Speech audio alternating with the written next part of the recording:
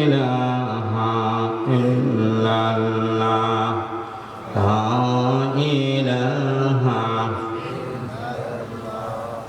লা ইলাহা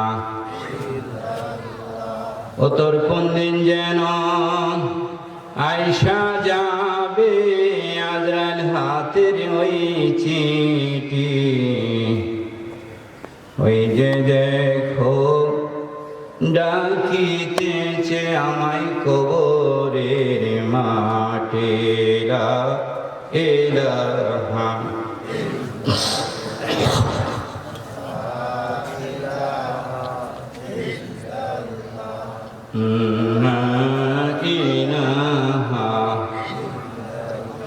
তোর গণনা দিন ফুরায়া যাবে, যৌবনের লাগবে বাটি।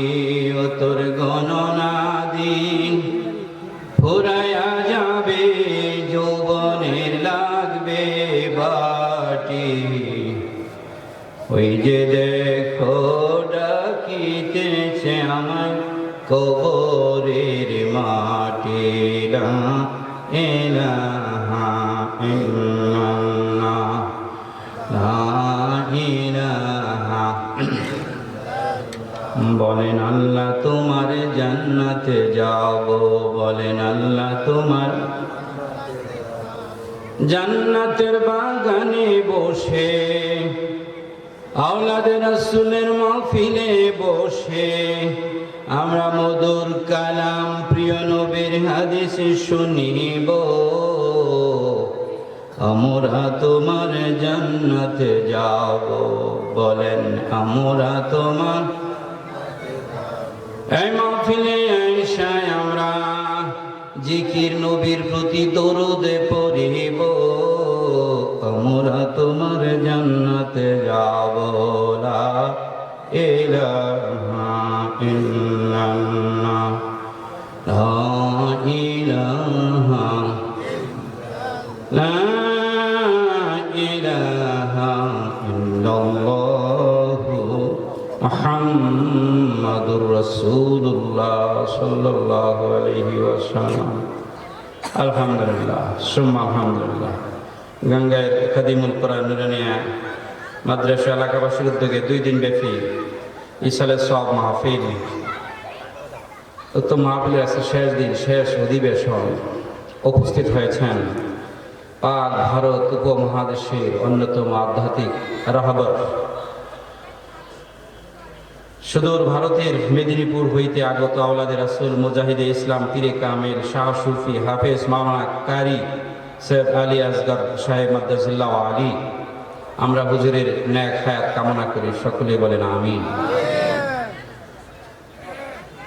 ধন্যবাদ জানাই যারা এত কষ্ট করে দীর্ঘদিন পরিশ্রম করে মাহফিলের আয়োজন করেছে। আল্লাহ পাক তাদের নেক হায়াত দারাজ করুক, ইহকাল পরকাল মঙ্গল করুক, শোনা আমিন। মোবারকবাদ জানাই যারা আপনারা উপস্থিত হয়েছেন, আমরা যারা এসেছি। আল্লাহ পাক আমাদিগকে এই মাহফিল, আওলাদ রাসূলের মাহফিল, কোরআন হাদিসের মাহফিল, মাদ্রাসার মাহফিল, মাদ্রাসার মাহফিলকে কিয়ামতের ময়দানে নাজাতের জরিয়া হিসেবে কবুল করুন, আমিন। আল্লাহ পাক আমাদের এই সুযোগটুকু দান করলেন, শুকরিয়া তান সকলে বলি আলহামদুলিল্লাহ। নবীর দরবারে অসংখ্য দরুদ ও সালাম, যার কারণে যার মাধ্যমে আমরা আমাদের রবকে পেয়েছি। এই মাহফিল চিনেছি, মসজিদ চিনেছি, মাদ্রাসা চিনেছি, আল্লাহ পাকের ওলিদেরকে চিনেছি। কথা বলে ঠিক না ঠিক? সে হাবিবের দরবারে অসংখ্য দরুদ ও সালাম। সম্মানিত উপস্থিতি, আপনাদের নসিব কত ভালো এটা আসলে অনুমান করতে পারবেন না যারা বুঝতে পারছেন। আমাদের আওলাদ রাসূলের আমাদের খানকার 14তম মাহফিল হয়ে গেল। হুজুর আসলে যে জায়গায় আগমন করে সে জায়গাটা অনেক ধন্য হয়ে যায়। এটা আমি নিজে প্রমাণিত, নিজের সাক্ষী। আমাদের এই মাস্টার মরহুম আব্দুল মজিদ মাস্টার, আমার আপন চাচা, তিনি চলে গেছেন, আল্লাহ তাকে জান্নাত নসিব করুক। আপনাদের গাঙ্গাইর মাদ্রাসায় পড়াশোনা করেছেন। এই মাহফিলটা আমাদের এত বরকতময়, আপনার এত বড় মাহফিল আমাদের ওই এলাকায় আর হয় না। বলেন আল্লাহু আকবার। আমরা যখন সহযোগিতার জন্য মানুষের কাছে যাই, তারা বলে হুজুর একটা মাহফিল শুনি, সেটা আপনাদের মাহফিল, বলেন আমার বাবা। গাঙ্গেরের জমিটাই আসলে আল্লাহর কাছে অনেক দামি জমি। এখানে মরহুম মিনহাজ ছিল আমাদের শশীনার, তিনি বিশ্রাম নিচ্ছেন, জান্নাতের উচ্চ মাকামে শুয়ে আছেন, বলেন আলহামদুলিল্লাহ। তার যে আমল, এখানে অনেক অলিদের আগমন ঘটেছে, অনেক অলিরা এই জমি নিচে শুয়ে আছে। আমরা তাদের রুহানি ফায়ের যেন আল্লাহ আমাদেরকে দান করে দুশমন আমিন। আর আমাদের পক্ষ থেকে আমাদের মা বাবা ভাই বোন যারা কবরে হাজির হয়েছে, আল্লাহ তাদের সবাইকে মাফ করে দেয় আমিন। যে সমস্ত বন্ধুরা বাইরে আছেন, শীত অনেক বেশি, কথা সত্য, সত্য প্রবাহ, কুয়াশা অনেক বেশি, কথাটা সত্য। কিন্তু শীত যতই থাক, আজকে আমি আপনি চলে গেলে এই শীতকে অপেক্ষা করে কি বাড়িতে রেখে দিবে, না গোসল গোসল করে মাটির নিচে দিয়ে দিবে? বন্ধুরে, এই জন্য আমি অনুরোধ করব গাঙ্গার ভাইয়েরা, একজন ভাই যদি বাড়িতে থাকেন, ভুল করবেন, আপনি ভুল করবেন, কারণ একাধিক হাদিস দ্বারা সাব্যস্ত, একেতেই এই কোরআন হাদিসের মাহফিলটাই জান্নাতের বাগান, বলেন না সুবহানাল্লাহ। বিশ্বনবী বলেন, ইজা মারাতু রিয়াজুল জান্নাহ ফারতাউ ক্বালু ইয়া রাসূলুল্লাহ মা হিয়া রিয়াজুল জান্নাহ। আল্লাহ হাবিব বলেন, ও সাহাবীরা রে, দুনিয়ার ভিতর যদি জান্নাতের বাগান দেখতে পাও, ওই বাগানে বসে যাও। নবী বলেন, হুজুর গো, আপনি একাধিক দিন বলেছেন মানুষ মারা যাওয়ার পরে জান্নাত জাহান্নামী হবে। দুনিয়ার মধ্যে জান্নাতের বাগান কোনগুলো আমরা চিনি না।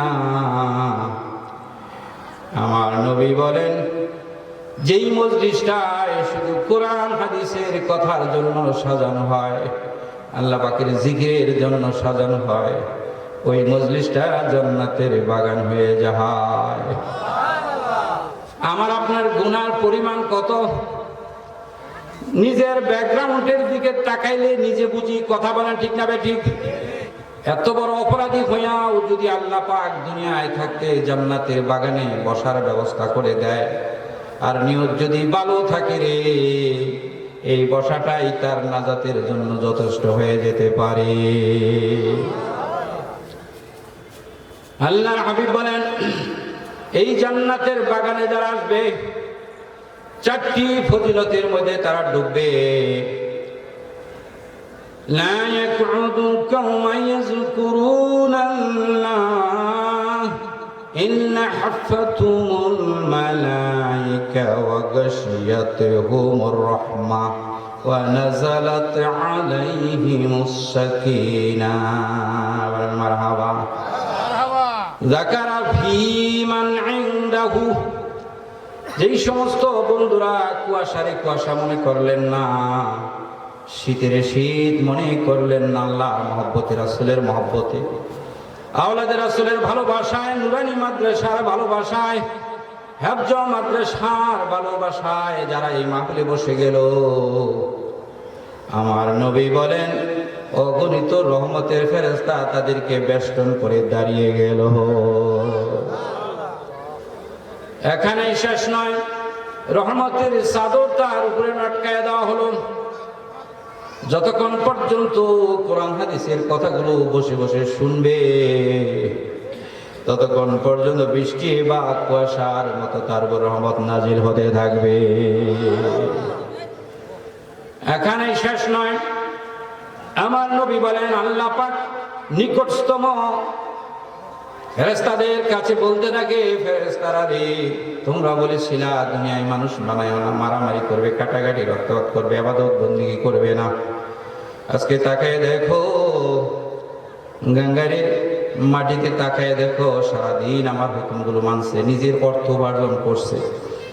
রাত্রি ছিল আরামের বিছনায় না গিয়ে পরকালের নাজাতের আশায় জান্নাত দেখে নাই, জাহান্নাম দেখে নাই, জাহান্নামের ভয়ে জান্নাত পাওয়ার আশায় দুনিয়ায় ভালো থাকবে, পরকাল সুখী হবে। এই কারণে কনকনা শীতের মধ্যে তারা আমার কথাগুলো শুনতেছে। দলীয়করণ না, আত্মীয়করণ না, কোন স্বজন প্রীতিকরণ না, আমি আল্লাহর কথাগুলো তারা শুনে সাক্ষী থেকো কাল কিয়ামতের ময়দানে এই মানুষগুলোই জান্নাতের জন্য সিলেক্ট হয়ে যাবে। বন্ধুরে, এখানে যদি শেষ থাকতো কথা ছিল, আমার রাসূল বলেন ইয়া মাজালিসুল উলামা ইয়া রাউজাতুম মিন রিয়াজুল জান্নাহ, আলেমদের হক্কানি আলেমদের মজলিসটাই জান্নাতের বাগান। বলেন মারহাবা। আরে আওলাদের রাসূল যেই বাড়িতে বসেছে, কত সেই কালীহাতি থেকে আমার আব্দুল লতিফ ভাই, ঢাকা থেকে আমার হারুন ভাই, কত দূর থেকে কত বন্ধুরা আসতেছে, কারণ তারা জানে হক্কানি আলেম যারা হাকিকত শরীয়ত মারিফতের সমন্বয়ে যাদের ইলম আছে, অনুবাদে আমল আছে, ওই মানুষগুলো কোরআন হাদিসের আলোচনা করতে হয় না, তাদের আশেপাশে জায়গাটাই জান্নাতের বাগান হয়ে থাকে। আলেমদের মজলিসটাই জান্নাতের বাগান বলেছেন বিশ্বনবী। বলেন না সুবহানাল্লাহ। এখানে যদি শেষ থাকতো তাহলে গাঙ্গারি ভাই আপনাদেরকে ডাকতাম না। আমার আল্লাহ বলেন ইয়া মাজালিসুল কুরআন মাজালিসুল্লাহ,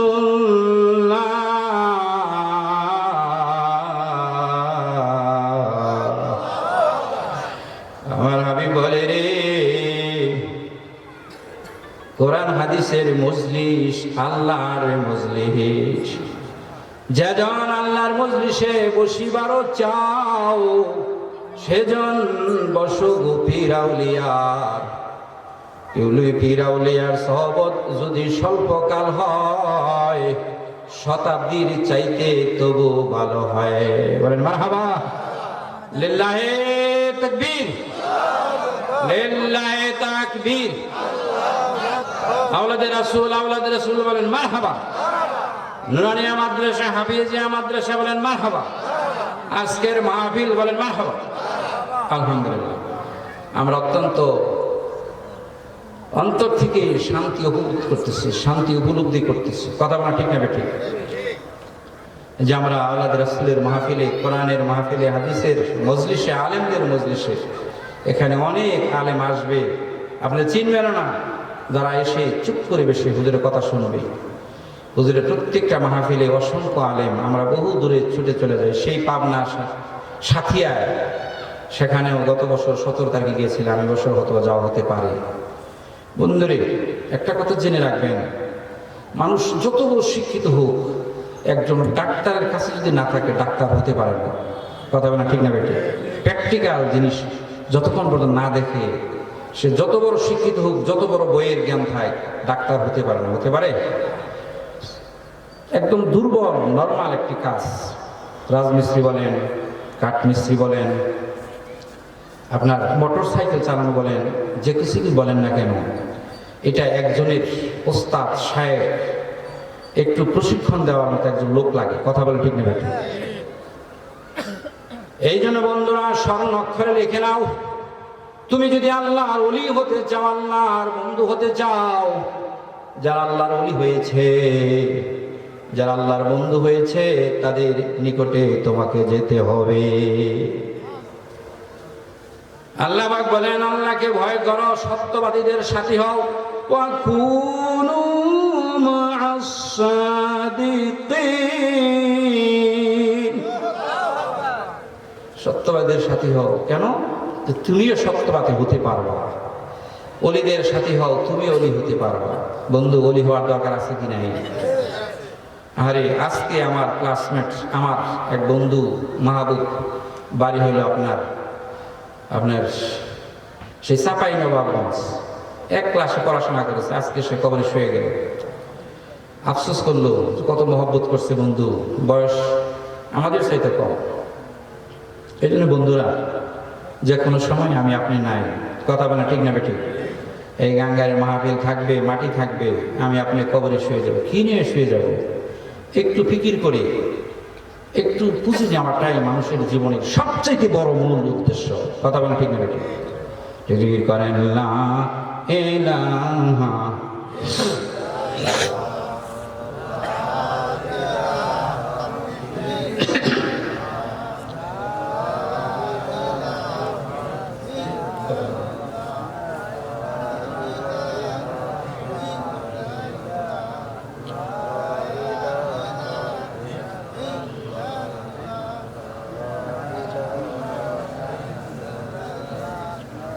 আলহামদুলিল্লাহ, সুম্মা আলহামদুলিল্লাহ। সম্মানিত উপস্থিতি, পর্দালের মা ও বোনেরা, বেহুদা কথা টোটাল না বলি, আমরা একটু আল্লাহ রাসূলের সন্তুষ্টির আশায়, পরকালে নাজাতের আশায় কিছু কথাবার্তা শুনি। বন্ধুরে, এটা রজব মাস। কি মাস বলেন? এটা জোরে বলেন না, কি মাস? আমার প্রিয় নবী এই মাসে ঢুকেই একেবারে শেষ পর্যন্ত 2 মাস পর্যন্ত একটা দোয়া পড়তেন। অনেকেই হয়তো বা দোয়াটা একবারও পড়া হয় নাই, অনেক বন্ধুরা একাধিকবার পড়েছেন। কথা বলা ঠিক না বেটি? যাদের পড়া হয় নাই তারা আমার সাথে করেন, আল্লাহুম্মা বারিক লানা ফি রাজাবিউ ওয়া শাবান বাল্লিগনা রমাদান। কি দোয়া করলাম? আমার নবী কি দোয়া শিক্ষা দিলেন? আল্লাহ রজব শাবান মাসে বরকত দাও, রমজান পর্যন্ত হায়াত বাড়াইয়া দাও। বলেন সুবহানাল্লাহ। আমার নবী বলেন, আমার রাসূল বলেন, ও আমার উম্মতরা শুনে রাখো, জেনে রাখো, তোমার জীবনের 2026 সাল যদি জীবনের শেষ বছর হয়ে যায়, অন্তত রমজানটা পাইয়া যদি আল্লাহর দরবারে হাজির হতে পারো, তাহলে তুমি সফলকামী হওয়ার সম্ভাবনা আছে। কারণ কি বন্ধুরা, রমজান মাস এমন একটি মাস, যেই মাসে নফল করলে কি হয়? নফল করলে কি হয়? একটু রমজানে নফল করলে কি হয়? ফরজ হয়। নফল করলে কি হয়? সবাই বলেন না। একটা মাসলা যদি জানেন, আপনার বলা হচ্ছে সারা রাত্রি আপনি দাঁড়ায় দাঁড়ায় নফল নামাজ পড়লে যেই সব, সেই সব আমল আপনার আমলময় হয়ে যাবে। রমজানে নফল করলে ফরজ হয়, নফল করলে কি হয় বলেন? করবেন নফল ইবাদত হয়ে যাবে ফরজ। একটি ফরজ যদি কোনো ভাই বোন আদায় করে কয়টির সমান? এই মাসলা তো জানেন, কয়টি? 70টি। আরো জোরে বলেন, একটু কম না? 70টি। কয়টি? আরো জোরে। রমজানে শয়তান বন্ধ থাকে, জাহান্নাম বন্ধ থাকে, জান্নাত খোলা থাকে। কোন বন্ধু রমজানের শুরু থেকে শেষ পর্যন্ত আমল করলো, আমার নবী বলে রে, আজকে শিশু জন্মগ্রহণ করলে যেরকম নিষ্পাপ হয়ে যায়, ওই ব্যক্তি অনুরূপ নিষ্পাপ হইয়া যাহা। বাবা নাই, মা নাই, ইতিম একটা ছেলে, অর্থ নাই, জনবল নাই, একা একা হাঁটে, নিচের দিকে এমন একটা ইতিম ছেলেকে স্বামী হিসেবে গ্রহণ করলো। খাদিজার মাথা ঠিক নাই, বলে নাউজুবিল্লাহ। খাদিজাতুল কুবরা একটা সেমিনার ডাকলেন, এরকম একটা মাহফিলের মতো কিছু মানুষদেরকে ডাকলেন, মহিলাদেরকে ডাকলেন, বললেন, ও বোনেরা গো, আমার ভাইয়েরা গো, তোমরা আমার বিরুদ্ধে কেন সমালোচনা করো? তোমরা মনে করতেছো আমি ঠকছি, আমি তো দেখি সব দিক দিয়ে আমি নিজের দিক জিতছি। বলেন সুবহানাল্লাহ। আপনি কেমনে জিতলেন আমাদের বুঝান। কয় মানুষ যখন বিবাহ শাদী করাইতে যায়, মানুষের বয়সের দিকটা দেখে। কথা বলেন ঠিক না বেটি? কিসের দিক দেখে? বয়স কার কত। মা বাবায় যখন ছেলে মেয়ে বিয়ে করায়, বয়সের দিকটা খেয়াল করে, যেই মেয়েটাদের ছেলের কাছে কিন্তু বয়সটা কত। কথা বলেন ঠিক না বেটি? বয়সের দিকটা বিবেচনা করে একে অপরে আত্মীয় করে। তোমরা শুনে রাখো, যাই না রাখো গো, আমার বয়স হলো 40 বছর। আমার বয়স কত বলেন? আমার বয়স 40 বছর। আর আব্দুল্লাহর ছেলে মোহাম্মদ একটা টাকরা যুবক, এর বয়স হলো 25 বছর। 25 বছরের একটা যুবকের কাছে 40 বছরের একজন মহিলার বিবাহ শাদী হয়, তাহলে আমি এই জিতটায় জিতছি কিনা তোমরা বলো তো। সবাই কয় হ্যাঁ জিতছেন তো, বলে সুবহানাল্লাহ। খাদিজাতুল কুবরা প্রশ্ন ছেড়ে দিলেন, মানুষ যখন একে অপরে বিবাহ শাদী করায়, 2 নম্বরের দিকটা দেখে, ছেলে বিবাহ শাদী করছে কিনা, মেয়ের বিবাহ শাদী হয়েছে কিনা। কথা বলেন ঠিক না ঠিক? তোমরা সবাই জানো, পরপর আমার 2টা বিবাহ শাদী হয়েছে, আমার 2জন স্বামী বিদায় নিয়েছে। আর আব্দুল্লাহর ছেলে মুহাম্মদ একটা বিবাহ শাদী করে নাই। অবিবাহিত একটা ছেলে বিবাহিত একটা মহিলারে বিবাহ করলো। আমি এই দিককে জিতছি কিনা? সবাই কয় হজ জিতছেন, বলেন সুবহানাল্লাহ। মানুষ যখন বিবাহ শাদী করায় আরেকটা দিক দেখে, বংশের মর্যাদা। তোমরা সবাই জানো গো, সবচাইতে আব্দুল্লাহ ছেলে মুহাম্মদ যেই বংশে জন্মগ্রহণ করেছে, কুরাইশ বংশ, নামি দামি একটা বংশ।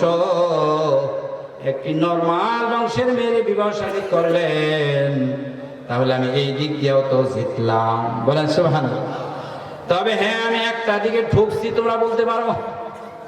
সেই দিকটা কি? আব্দুল্লাহর ছেলে মুহাম্মদ তিনি ইতিম, তার মা বাবা নাই, অর্থ সম্পত্তি নাই, জনবল নাই, অল্প কিছু লোক নিয়ে চলাফেরা করে। আমার অনেক অডেল সম্পত্তি আল্লাহ পাক আমাকে দান করেছে। তোমাদের উপস্থিতিতে এই বড় মজলিসের মধ্যে শুই না রাখো, আমার যত সম্পত্তি আমার আল্লাহ আমাকে দান করেছে। সম্পত্তি দেওয়ার মালিক কে? আরো জোরে বলেন। সম্পত্তি নেওয়ার মালিক কে? বলেন। আমাদের শৃঙ্খলা বাদল ডাক্তার আব্দুল হামিদ নাম, আমারে বলে, হুজুর এই ছোট্ট একটা ওষুধের দোকান নিয়ে বাজারে বাজারে ঘুরতাম, আর 1 কোটি টাকার উপর তার বাকি মাঠে, বলেন সুবহানাল্লাহ। আর অনেক ধনী মানুষ আছে যারা আজকে বাড়িতে থাকতে পারতেন না, চড়ায় চড়ায় বিভিন্ন রাস্তায় ঘুরে। কথা বলে ঠিক না বেটি? সম্পত্তি দেওয়ার মালিক হয়েছে আল্লাহ। আমার যেই সম্পত্তিগুলো আমাকে আল্লাহ দান করেছে, এই সমস্ত সম্পত্তিগুলো আব্দুল্লাহর ছেলে মুহাম্মদের পায়ে আমি ওয়াকফ করে দিলাম। এই মক্কার মধ্যে সবচাইতে দরিদ্র হইলাম আমি, সবচাইতে ধনী হলেন মুহাম্মদ, বলেন মারহাবা। তাহলে সবচাইতে ধনাঢ্য ছেলে, একটা নিঃস্ব অর্থ নাই, খাদিজাতুল কুবরাকে বিবাহ শাদী করেছে।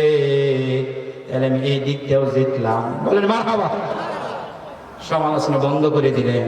বন্ধুরে, আপনারা যারা উমরা করেছেন, যেখানে কোরআনুল কারীম নাজিল হয়েছে, ওই পাহাড়টা উঠেছেন? আপনারা উঠছেন কি ওই পাহাড়ে? কেউ উঠেন নাই? ওই যে আলহামদুলিল্লাহ ভাই হাত জাগাইছে। যারা উমরা করতে যাবেন উঠবেন। আমি সৌদি আরব ছিলাম, তায়েব মসজিদে কিছুদিন ইমামতি করেছি। ওই মসজিদের সাহেব বলছি, আমি হালিমাতুস সাদিয়ার বাড়ি দেখবো। কয়টা দিকে তুই করবি? তাহলে কিচ্ছু হবে না, তুই আমার নিয়ে যাবি, দেখাবি। আমার তার গাড়িতে নিয়ে দেখাইছে, বলেন সুবহানাল্লাহ। ওগুলো বরকতের জায়গা, কিচ্ছু না হলেও বরকত হয়, বলেন সুবহানাল্লাহ।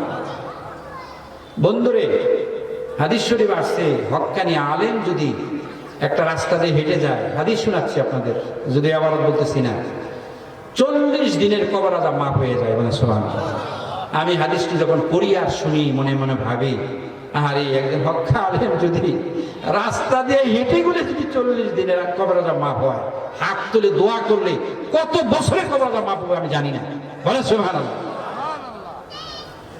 বন্ধুরা আমার, ভাইয়ের আমার, ওই বরকতের জায়গায় যেখানে কোরআনুল কারীম নাযিল হয়, আমার হাবিব ধ্যানে মগ্ন ছিলেন।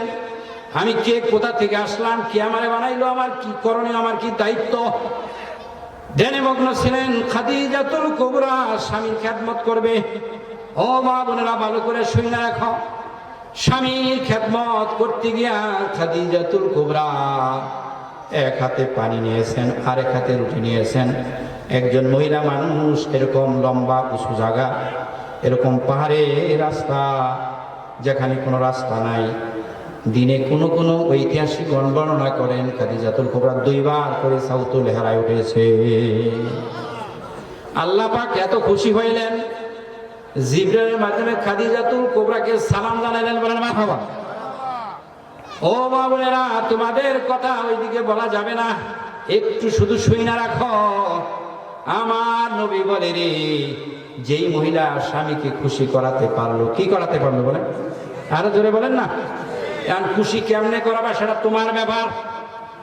আমার নবী বলেন রে, কোন মহিলা মারা গেল, স্বামী বেঁচে রইল, ওই স্বামী যদি বিবির সম্পর্কে বলে আমার বিবি ভালো ছিল, আমি তার প্রতি খুশি, আমার নবী বলে রে, ওই মহিলা জান্নাতি জান্নাতি জান্নাতি, বলেন সুবহানাল্লাহ।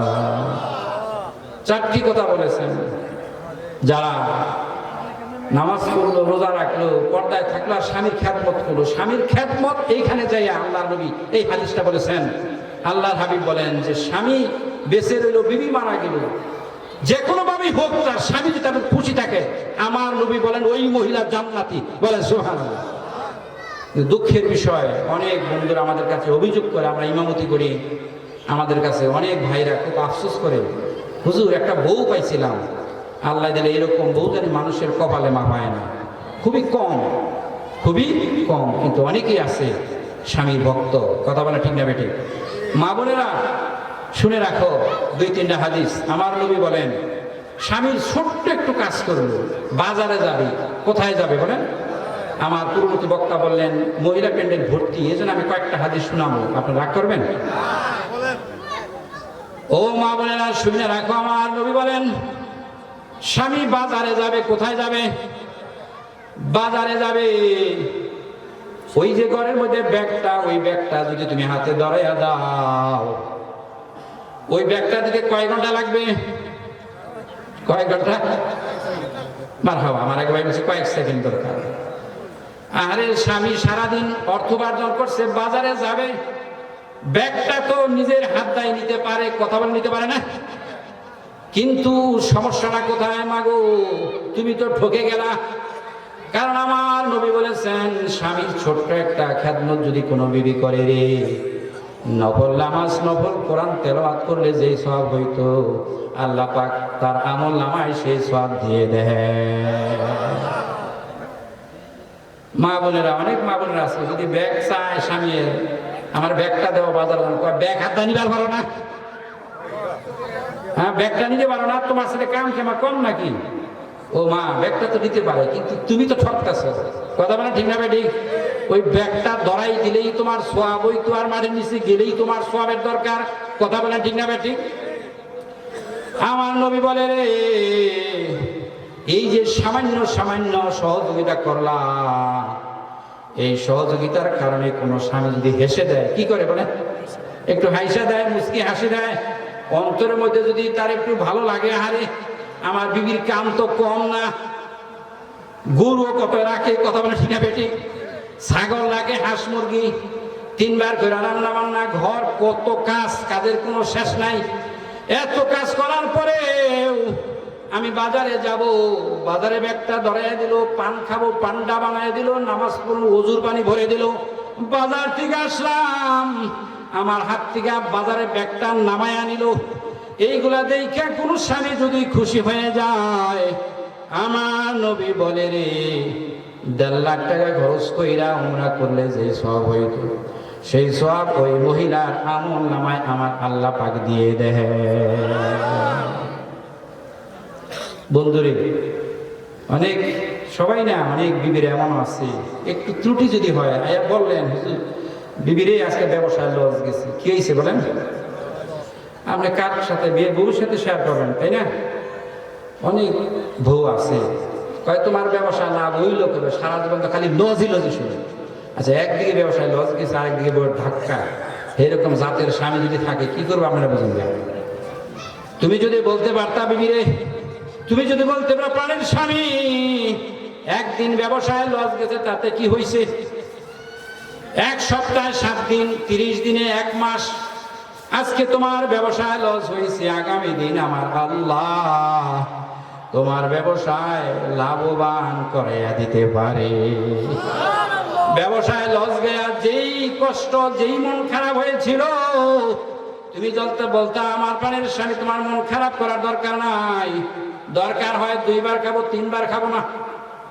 কয়বার খাবো বলেন? আমি সৌদি আরবে গেছি, বুঝছেন, আমার এক বাঙালি ভাই কয়, হারুন চিন্তা করিস না, এখানে সকাল বিকাল ঘন ঘন খাবার দেয়, বলেন সুবহানাল্লাহ। আমি কই দেয় সকাল বিকাল ঘন ঘন, কেমনে রে? কয় সকাল বিকাল ঘন ঘন খাবার দেয়। আর তোকে বাংলাদেশে হেই সকালে, হেই দুপুরে, হেই বিকালে দেয়। আর আগে সৌদি আরবে সকাল বিকাল ঘন ঘন খাবার দেয়। এটা ঘন ঘন হইলো? এটা কথার ঘন ঘন হইলো, খাবার ঘন ঘন?